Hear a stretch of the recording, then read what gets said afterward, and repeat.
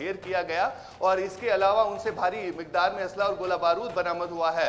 जब फौज की तरफ से प्रेस कॉन्फ्रेंस दी गई उसमें बताया गया कि 3 आतंकियों का ये ग्रुप था जो लगातार इन्फिल्ट्रेट करने की कोशिश कर रहा था, लेकिन सुरक्षा बलों ने इन्हें चैलेंज किया और उन्हें मार दिया। यानी कहीं ना कहीं एक साजिश थी। पहले हमने देखा कि दक्षिणी कश्मीर में किस तरह से माहौल को खराब किया गया और अब जो है कहीं ना कहीं उत्तरी कश्मीर के इलाकों में भी इसी तरह का माहौल जो है बनाने की साजिश जो है रची जा रही थी, लेकिन सुरक्षा बलों ने वक्त पर ही इस पर जो है कार्रवाई की। फिलहाल अगर हम देखें तो लगातार सीमावर्ती इलाकों में सर्च ऑपरेशन जो है वो चलाया जा रहा है और जो भी आतंकी अभी जम्मू कश्मीर में है उनके खिलाफ जो है एक्शन प्लान तैयार किया गया है। लगातार दिख रही है, लगातार एक्शन लिए जा रहे हैं, बैठकों का दौर लगातार जारी है। इसी बीच एक और बड़ी खबर दर्शकों को दे दें, पहलगाम आतंकी हमले के विरोध में दिल्ली बंद है। 25 अप्रैल को दिल्ली बंद का आह्वान किया गया है। दिल्ली के व्यापारी संघ ने बंद का आह्वान किया है। 25 अप्रैल को दिल्ली में ट्रांसपोर्ट सेवा बंद रहने वाली है। 25 अप्रैल का दिन चुना गया है। 25 अप्रैल यानी कि कल दिल्ली में ट्रांसपोर्ट सेवा बंद रहेगी। आह्वान यहां किया गया है। जिस तरीके से पहलगाम में हमले हुए, हालांकि यहां पर सरकार लगातार एक्टिवली इस पूरे मामले को लेकर बैठकें कर रही है, कार्रवाई करती नजर आ रही है। सीसीएस की बैठक में तमाम बड़े फैसले लिए गए हैं जिससे यहां पर पाकिस्तान को बेहद बड़ी चोट पहुंचेगी। लेकिन इसी बीच व्यापारी संघ ने बंद का आह्वान किया है। 25 अप्रैल को यह बंद जिसका आह्वान किया गया, इसके बारे में और जानकारी दीजिए मेहंदी।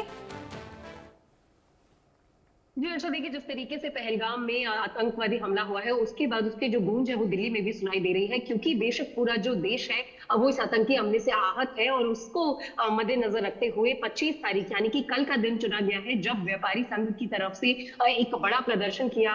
बड़े प्रदर्शन के रूप में जो है वो दिल्ली बंद की घोषणा की गई है और जितने ट्रांसपोर्ट है वो कल के दिन यानी कि 25 अप्रैल को पूरी दिल्ली में बंद रहेंगे और किसी भी प्रकार की आवाजाही यानी कि कोई भी व्हीकल जो है वो दिल्ली के सड़कों पर चलता हुआ कल नहीं दिखाई देगा। एक बड़ा जो कह सकते हैं कि प्रदर्शन का एक माध्यम है, ये प्रदर्शन का एक रूप है जो कि दिल्ली के व्यापारी संघ ने चुना है और जिसको लेकर कल पूरा जो दिल्ली है वो बंद रहने वाला है। और इससे पहले दिल्ली सरकार की तरफ से भी घोषणा की गई थी कि आज और कल यानी कि 24 और 25 अप्रैल को जितने भी दिल्ली सरकार के चाहे वो ऑफिशियल कार्यक्रम है या फिर मुख्यमंत्री रेखा गुप्ता के कार्यक्रम है उन सभी को रद्द कर दिया गया है। और जिस तरीके से ये पहलगाम में आतंकी हमला हुआ है उसके बाद जो ये गूंज पूरे देश में गूंजी है और पूरा देश भय में है, खौफ में है, तो ऐसे में अब जो दिल्ली सरकार है वो भी कहीं ना कहीं अब एक्शन मोड में नजर आ रही है, चाहे वो केंद्र सरकार हो या फिर दिल्ली की सरकार हो, क्योंकि दिल्ली सरकार की तरफ से कल ही ये जानकारी दे दी गई मुख्यमंत्री रेखा गुप्ता की तरफ से कि जितने भी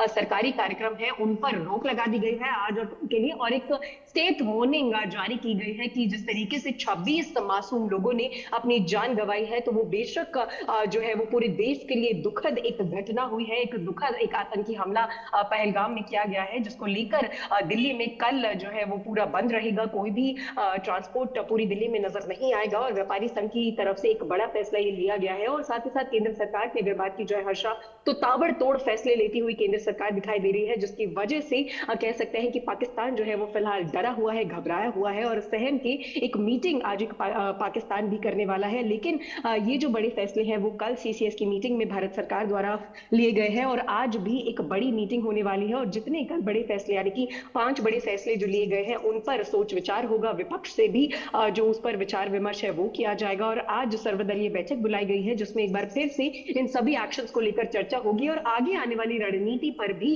भारत यहाँ पर सुझाव भी लिए जाएंगे। बेहद अहम ये बैठक होने वाली है, विपक्षी दल के नेता इसमें शामिल होंगे। आप सभी के पास वापस लौटूंगी। एक और बड़ी खबर दर्शकों को दे दे, दिल्ली में पाकिस्तान के शीर्ष राजनयिक साद अहमद तलब हैं।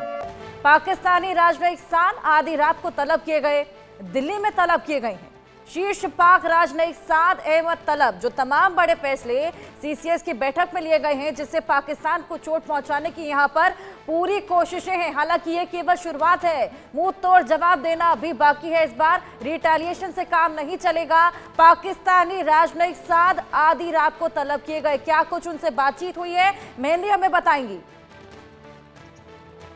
जी अर्षद, देखिए केंद्र सरकार फिलहाल जितना एक्शन मोड में नजर आ रहा है, लगातार बैठकों का दौर भी शुरू हो चुका है, चाहे वो कश्मीर की बात हो या फिर दिल्ली तक उसकी आवाज सुनाई दे रही है, क्योंकि लगातार बैठक जो है वो की जा रही है हाई ऑफिशियल्स के साथ, अथॉरिटीज के साथ। ऐसे में बड़ी खबर कल ये आई जब दिल्ली में पाकिस्तान के का जो शीर्ष राजनयिक है साद अहमद तलब, उसे आधी रात को तलब किया गया और पकड़ा गया। और ऐसे में जो बड़ी 5 फैसले लिए गए हैं सीसीएस की बैठक में, उसको लेकर केंद्र